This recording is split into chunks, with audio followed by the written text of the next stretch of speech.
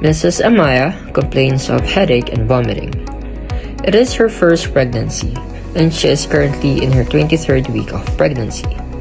Her husband says that maybe it's just normal morning sickness and hormonal change, so she just trusted and tried not to move much to keep her away from nausea. Because she does not want to move much, the only thing she can prepare for their food is processed foods from their refrigerator. The day before her checkup, Mrs. Amaya felt her morning sickness or vomiting again, but having a severe headache than usual. Her belly is having pain and her hands and feet are suddenly swelling. She called her husband for help, but she struggled a bit as she couldn't see her phone clearly due to her blurred vision. With that, the husband decided that they will go to the hospital for checkup.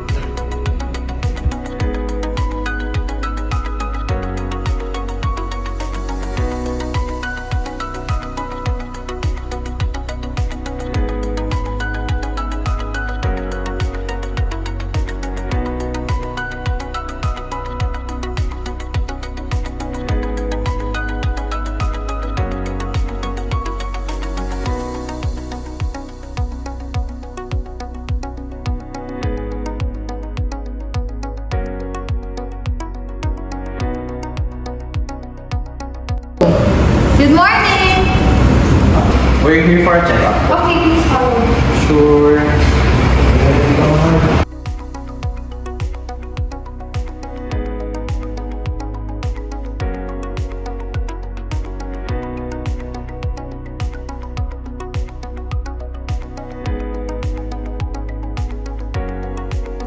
Good morning, my name is Gamela and I will be your nurse for today. So let me just ask for your name.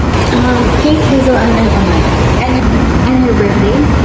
May 15, 1995. Okay, so Mrs. Amaya, I will be just asking a few questions regarding your condition and the reason you're here. So please do not hesitate to answer so we can help you, okay?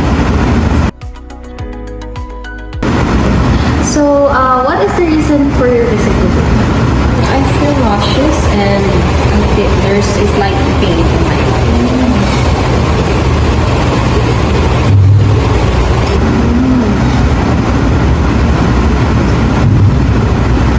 Is this your first pregnancy? Yes. How far along are you? 38 weeks. So what kind of pain are you experiencing and in what part of your body? I've been experiencing nausea and there's a slight pain. So how does the pain in your belly feel? Is it dull, sharp, or like very? Okay. What time are you feeling this pain? First in the morning and it's usually worse than my usual mornings. How about your hands and feet? When did it start sweating? It started so I first noticed it in the morning when I started going down the stairs. So what else are you feeling this past few days? I also noticed that the night vision started going blurry and I can see nothing properly. So what did you do this past few days and do you think is the reason why you're feeling this pain? I think it's because of stress. I've been thinking about work all day, and even though I'm on pregnancy leave, I still worry about things I need to do, but I don't want to do it. How about your lifestyle? Are you eating enough healthy foods for you and your baby? No, I don't have enough time to cook for myself, so I only eat processed food. So do you have any present family illnesses that you think are somehow connected to what you're feeling? Yes, my family has a history of hypertension, and I think I have I see. So stress and unhealthy diet will contribute to high blood pressure, which might worsen your condition. No? Have you been monitoring your blood pressure? No, I'm not monitoring it. I just thought that headache is a part of it. So that's really understandable. But since you have a history of hypertension, it's important for you to monitor it. Thank you, Mrs. Amay, for sharing this information with me. I know the situation is overwhelming and you did the right thing in coming to the hospital. We need to assess more to rule out any complications could indicate the risk of preeclampsia. I really thought it was a normal pregnancy. I didn't expect it to be that serious. So that's completely understandable po. Many pregnant women experience discomfort, but some symptoms like high blood pressure and swelling indicate symptoms that can be warning signs that might need medical attention. I feel guilty for not realizing this more quickly. I thought kasi it was just a normal morning sickness.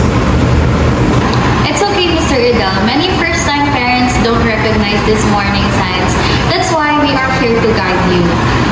What's important now is making sure that both Mrs. Amaya and the baby are safe.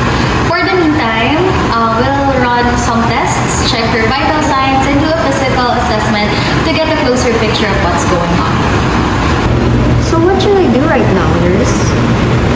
For now, the best thing to do right now is stay rested and hydrated. Try to avoid as much stress as possible since it can affect your blood pressure. Also, we need to focus on a healthier diet. Please avoid processed and salty foods as they can worsen swelling and hypertension. Have you been keeping track of what you've been eating lately? Hindi masyado, but I've been craving salty foods a lot. That's good to know. Those cravings can sneak up on you. We'll make a meal plan that's lower in sodium to help with the swelling. I'll make sure that she eats healthier from now on. I didn't realize our diet could have such a big impact on the baby and my wife's condition. So that's great to hear, Mr. Idel. You can help by monitoring her symptoms at home. If ever she experiencing sharp pain, difficulty in breathing, or severe swelling, please bring her to the hospital immediately. Thank you, nurse. That makes me feel more at peace. You're very welcome, Mrs. Amaya. We'll proceed with the physical assessment now, and the doctor will see you shortly to discuss the results. You're in good hands, so don't worry too much.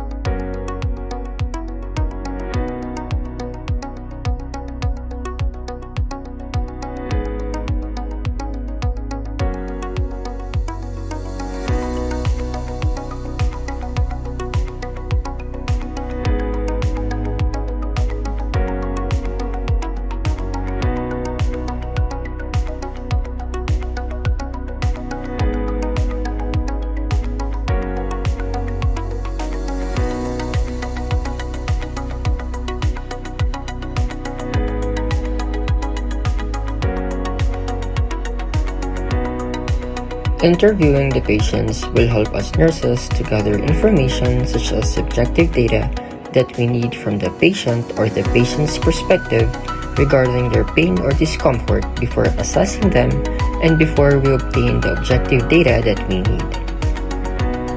When interviewing the patients, it is also a must for us nurses to build rapport with our patients for them to trust us and for us to get more detailed and honest answers from them. We also have to make sure that we use open-ended questions so that the patient has the chance to completely voice out their thoughts and feelings. Using open-ended questions will help us to get further detailed information from our patients that will help us to create an idea about their health. Teaching our patients about their health and encouraging and promoting health is also a must. While we listen, we have to ensure that we are also validating the patient's feelings and to not dismiss their emotions. As a nurse, it is also our job to know our patient's health and assess their situation or discomfort. We have to make sure that we listen to them wholeheartedly and that we care for our patients.